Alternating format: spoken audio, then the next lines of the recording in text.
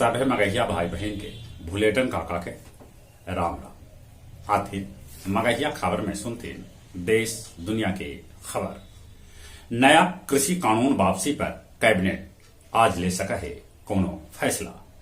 लखनऊ में आज किसान सभा के महापंचायत एमएसटी पर करतर विचार। साथे साथे किसान सभा के खिलाफ जौन मुकदमा होल है ओकरो पर होल विचार विमर्श।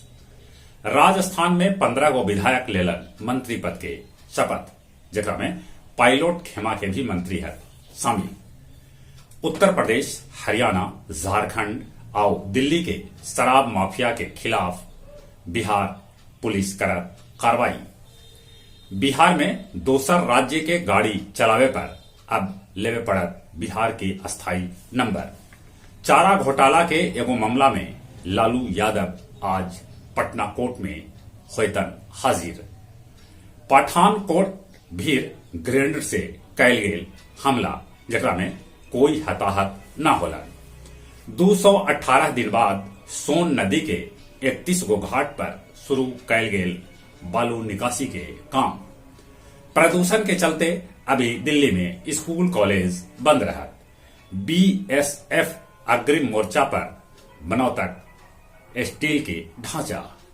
पंजाब में 30 करोड़ से बेसी के ड्रग पुलिस बरामद गए। तालिबान जारी कैलक फरमान।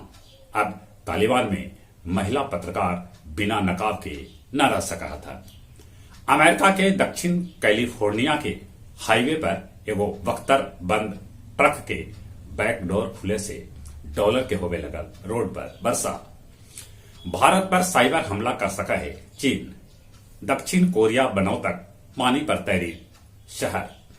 ब्रिटेन में कोविड वैक्सीन के बूस्टर डोज लेल बुकिंग आज से।